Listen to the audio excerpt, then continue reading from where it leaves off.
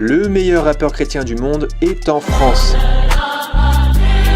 Alors oui, ça va choquer certaines personnes. Déjà rien que le fait de dire rappeur chrétien, ça choque des gens. Je suis choqué. Le fait de dire qu'un rappeur français est meilleur qu'un rappeur US, idem. Je suis choqué. Il y a ceux qui aiment pas les étiquettes et ceux qui trouvent qu'on ne peut pas mélanger rap et christianisme. Bref, on va pas s'attarder dessus. Moi, je vais juste vous dire qui est le meilleur rappeur chrétien du monde en ce moment. Bon, je préfère vous prévenir tout de suite, ce n'est que mon avis bien sûr. Mais si je n'avais pas fait cette accroche, très peu d'entre vous auraient regardé la vidéo et c'est bien dommage. Au passage, pensez à vous abonner à la chaîne et à liker la vidéo pour un meilleur référencement et pour encourager les travaux. Reprenons le fil de cette vidéo, il y a plusieurs critères pour définir ce qu'est un bon rappeur. Ses textes, son flow, son charisme, sa discographie, sa musicalité, sa longévité. Et quand un artiste réussit à rassembler plusieurs de ces qualités, on peut dire qu'on touche le haut du panier. Ça fait déjà quelques années que je parle de l'univers du gospel urbain. Gospel urbain, c'est le nom que l'on donne aux musiques urbaines chrétiennes et j'en ai vu passer des artistes. Mais des artistes comme Meek, il n'y en a pas 1000. J'ai fait les grandes conférences, les meilleurs camps d'été, les grandes références bibliques, je peux les citer. Et de ma grande tempérance, je peux m'auto-féliciter, mais je confonds obéissance avec authenticité. Avec une discographie riche de 6 albums, de 2 mixtapes, d'un projet mêlant musique et podcast et de centaines de concerts, je crois que c'est l'un des artistes, tous genres confondus, les plus talentueux que la musique chrétienne francophone ait connu. Quand ces gens-là s'interrogent et disent « Regardez l'artiste », je leur réponds « Ne me regardez pas, regardez à Christ. Yeah. » Tout commence en 2010 avec un premier projet de 12 morceaux que l'artiste considère aujourd'hui comme un essai intitulé « Sujet de prière ». Le tout premier c'est un projet test, mais on va dire que le premier album a été en 2012. Même si la qualité du mix et du mastering n'est pas encore totalement au rendez-vous, on sent déjà le talent d'écriture du MC et son amour de la belle lettre et de la poésie. Il est intéressant d'observer que son morceau le plus écouté à ce jour est le titre « Ma prière » issu de ce projet. Père Céleste, j'ai une requête de prière précise, des choses intimes qu'à toi seul il fallait que je dise. Ma pudeur me freine, il faut que je m'exprime, et même si c'est rare, pourquoi me priver d'une prière qui rime? Le premier album officiel de Meek sortira en 2012 et il est intitulé Relecture. Encore une fois, le texte est à l'honneur, le storytelling du MC est vraiment prenant. Musicalement, Meek fait honneur au rap en reprenant ses codes de base et en mettant un point d'honneur à sampler différents univers musicaux, ce qui est, on peut dire, l'ADN de ce style qui évolue sans cesse. Oui, je ne l'ai pas signalé jusqu'ici, mais en plus d'être un excellent interprète, Meek est également beatmaker. Sur ce projet, le morceau Entre tes mains est devenu un véritable classique pour son public. Je suis fatigué, mon quotidien me lasse. Je crois que j'avance mais je suis resté à la même place. Marre de faire semblant et de paraître épanoui. Je vomis ce sourire qui vivote et qui s'évanouit. Continuant son rythme d'un projet tous les 2 ans, Meek revient avec l'album Plume à Scandale. Fort de 16 morceaux, ce nouveau projet confirme l'immense talent artistique du MC. Ses textes et ses thématiques font mouche et continuent de vivre aujourd'hui grâce à TikTok via le morceau Maman Maman qui est repris en version speed-up par les utilisateurs de la plateforme. Elle parle fort, donne son corps, joue et fait sa belle, dans l'espoir qu'un jour quelqu'un s'intéresse à elle. Et cette spirale ne fait qu'enfoncer dans son malheur. Mais aujourd'hui, Dieu lui dit tu as de la valeur. Oui, à l'amour tu ne crois plus, aujourd'hui je parie. T'as perdu foi en ce qui fait tenir une femme et son mari. Mais mon amour ne change pas, jamais il ne varie. Jamais ne trompe, jamais fourbe et jamais ne tarit. En 2016, c'est déjà le 3e album de l'artiste qui sort.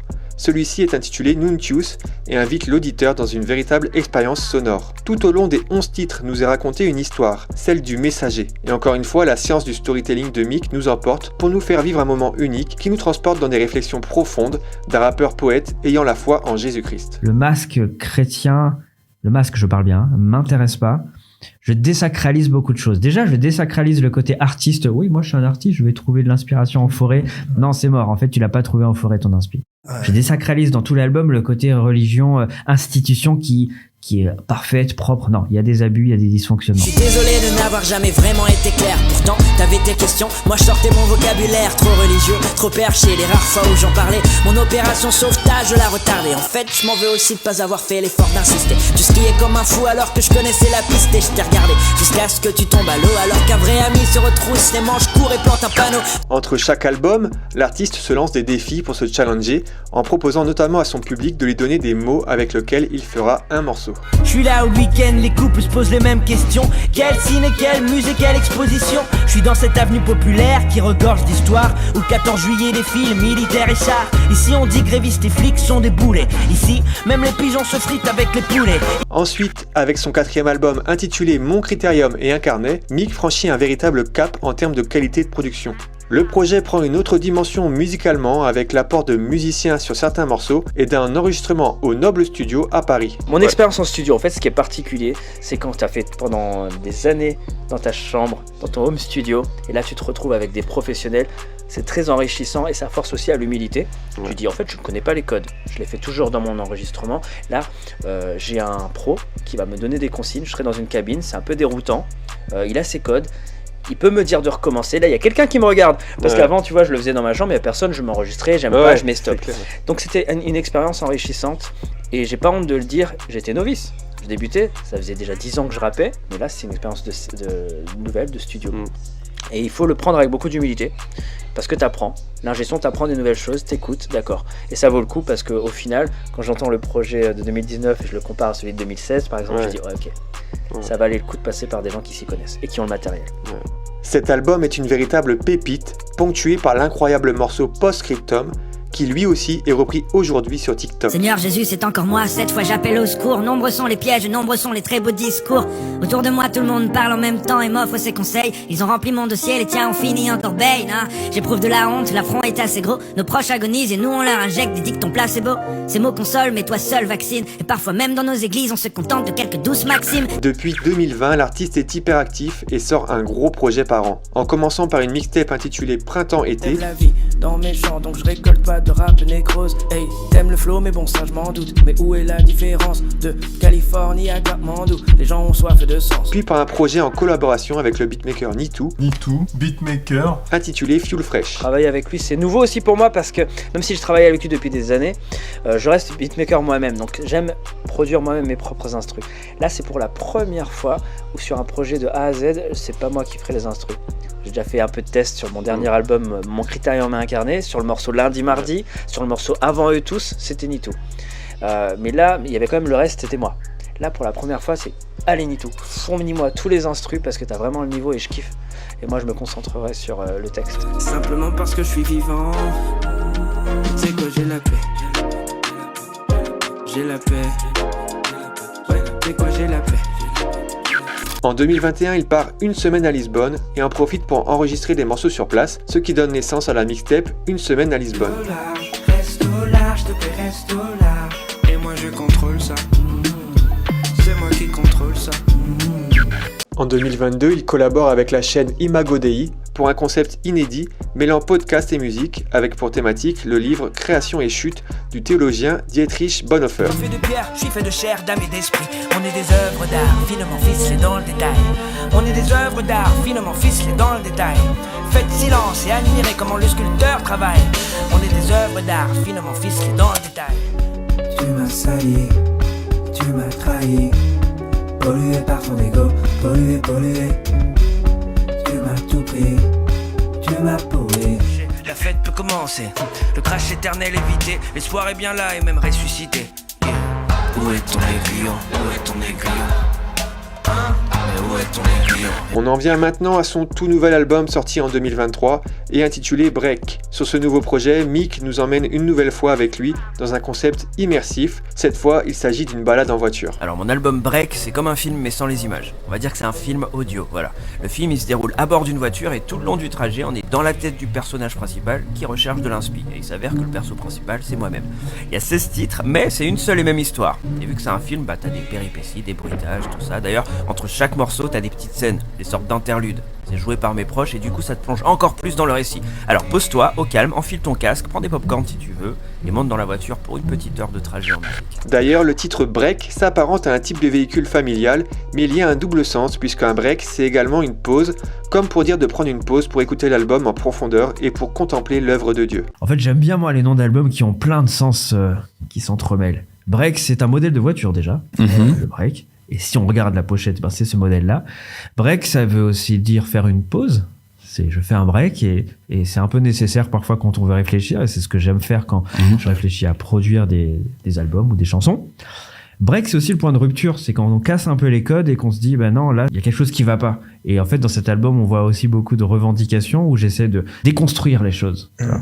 Et de me dire, non, il faut revoir ces choses-là, je suis pas au clair sur ça. Donc, ça mélange un peu cette notion de un voyage en voiture, où on prend le temps de faire une pause, mais aussi on va casser des habitudes et casser aussi peut-être des choses qu'on sacralise et qu'on devrait pas. Pour Mick, chaque instant de vie est source d'inspiration, et tout au long de cette balade musicale agrémentée d'interludes, on comprend que le MC s'inspire de tout ce qu'il voit ou entend autour de lui. Une simple publicité entendue à la radio peut devenir un morceau, comme nous l'indique la fin de Reine indienne, qui fait transition avec la piste Tente-le.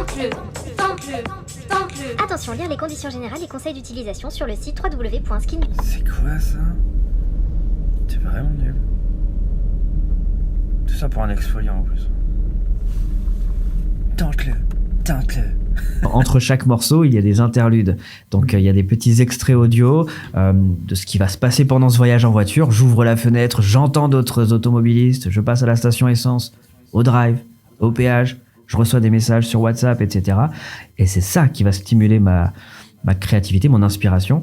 Donc voilà, j'ai vraiment envie que l'auditeur se dise « Ah, c'est comme ça, finalement, moi je m'attendais à un truc de ouf. Finalement, c'est le quotidien qui t'inspire. » Oui, c'est un voyage en voiture qui peut complètement créer un album en fait. En s'intéressant de plus près au visuel des lyrics vidéo publiés sur la chaîne YouTube de l'artiste, on aperçoit la référence biblique Ésaïe 40-31 qui dit « Mais ceux qui se confient en l'Éternel renouvellent leur force, ils prennent le vol comme les aigles, ils courent et ne se lassent pas, ils marchent et ne se fatiguent pas, et qui nous révèle, et ce n'est pas vraiment étonnant de la part d'un chrétien, que la principale source d'inspiration reste la parole de Dieu. Dieu est la source d'inspiration, mais Mick semble mettre un point d'honneur à faire différemment des autres, et à ne pas tomber dans le cliché du chrétien lisse. La plume du MC peut dénoncer, protester et confronter l'auditeur à ses contradictions. Il en résulte des thématiques variées. Mick parle de ses racines, de sa femme, du pardon, des problèmes de couple, du racisme, des dangers de la religiosité, de la violence conjugale, toujours avec finesse et profondeur. Quant à la forme musicale, elle est toujours aussi bien produite, du sample à souhait, entremêlé d'organique et une multitude de sonorités qui amplifient le plaisir d'écoute. Aujourd'hui je joue attaquant, mais moi le meilleur gardien dans les cages et moi je le loberai salement. Aujourd'hui je serai un aigle parce qu'un aigle n'évite pas l'orage mais il l'attaque frontalement. Aujourd'hui c'est good vibes donc à l'entrée je refuse les gens qui ne sont pas dans le thème, ok. Aujourd'hui je serai intransigeant, y a pas de place pour les excuses, la paresse et la flemme, ok. Je ne peux que vous conseiller d'écouter celui que je considère comme le meilleur rappeur chrétien au monde. Son sens de la rime, sa poésie, ses images et sa profondeur sauront vous conquérir si vous prenez vraiment le temps de l'écouter.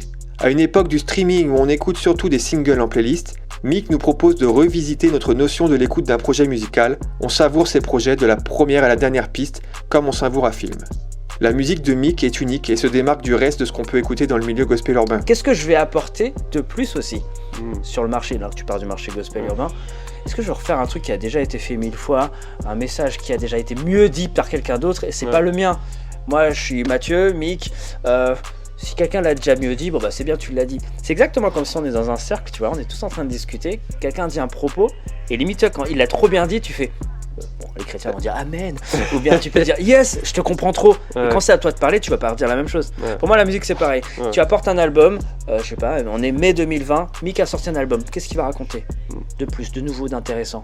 Ça nous intéresse pas s'il dit quelque chose qui a déjà été dit ou déjà été fait. Moi, je pense que c'est bien de peut-être même déjà dit, mais peut-être d'une autre manière. D'une autre manière, exactement. Okay. Les gens, en fait, ils veulent écouter l'artiste dans son authenticité. Y a rien de pire qu'un artiste qui un clone, tu vois. Et là, avec son style, avec sa plume, avec son expérience, j'ai vécu des choses sûrement très différentes des autres rappeurs chrétiens ou autres artistes. Bah, qu'est-ce que tu as à nous dire, Mathieu, tu vois? Je trouve ça dommage que Mick ne soit pas plus écouté et cité dans ce milieu rap, car il est vraiment une référence artistique à mes yeux, mais aussi aux yeux d'un public plus large qui n'écoute pas forcément de rap, mais qui reconnaît le talent du poète. N'hésitez pas à me dire en commentaire ce que vous pensez de Mick et quels sont vos morceaux favoris du rappeur. Vous pouvez aussi encourager ma chaîne en likant ce contenu et en vous abonnant. J'espère que cette vidéo vous a plu, je vous dis à bientôt, ciao!